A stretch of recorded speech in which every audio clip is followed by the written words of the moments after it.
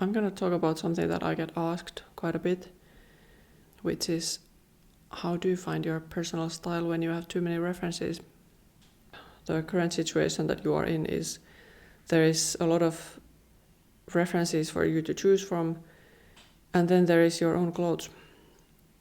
So this classic, I guess, advice is, which I don't think is particularly good, is go on Pinterest, find like if you want to style your brown boots, Google brown boots, and then find an outfit of things that you might actually find in your wardrobe. But this like exact copying something, it's always going to make you feel less than, because if you find something that, or especially if it's another person, essentially I would assume that you are more drawn to their essence and like how they're carrying the clothes, and then when you put the same outfit on, it's never gonna look the same on you. So you're just gonna feel like, it must be the clothes. It's like, because I don't have exact same outfit or exact same items as she does, then that's the issue here. So that is the problem with copying, that it's going to leave you unfulfilled. But I'm not saying that you can't find your personal style amidst a lot of references. It just takes a bit more different type of effort, which is that you are already seeing the references. You see clearly what they are. But then do you have clear understanding of what it is that you are already doing?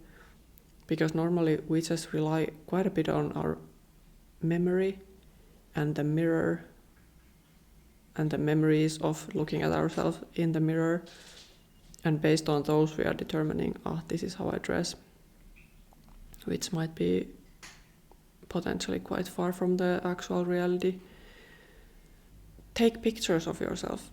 Like, take so many pictures that you have enough, as much pictures of yourself in clothes as you have of these other people that you are trying to emulate, or not other people, but whatever the thing is that you are trying to achieve.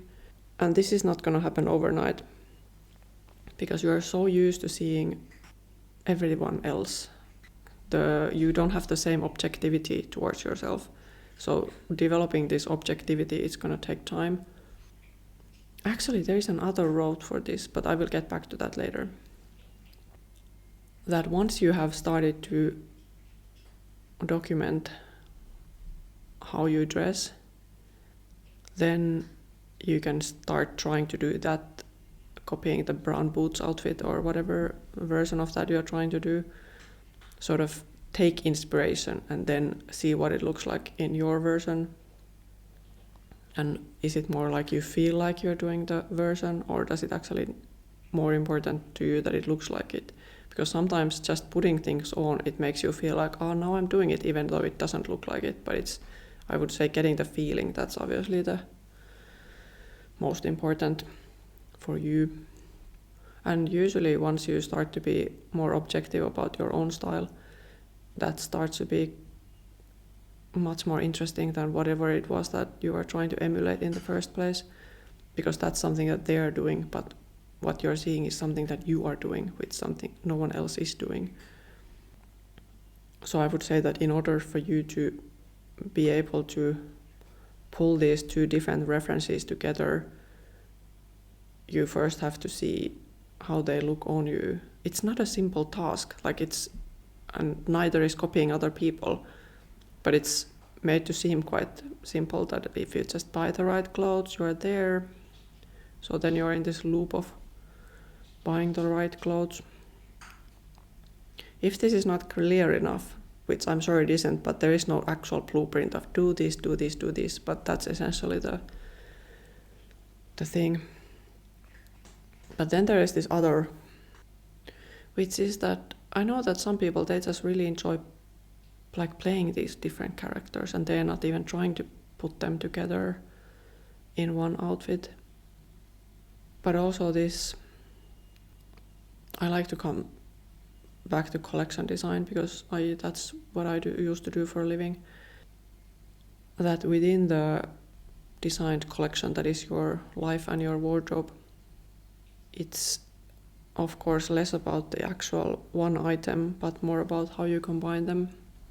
So the same items you can combine to fit more this one direction that you're interested in, and then this other direction that you're interested in. And then maybe on some days you lean more towards that direction, and then you lean more towards that direction.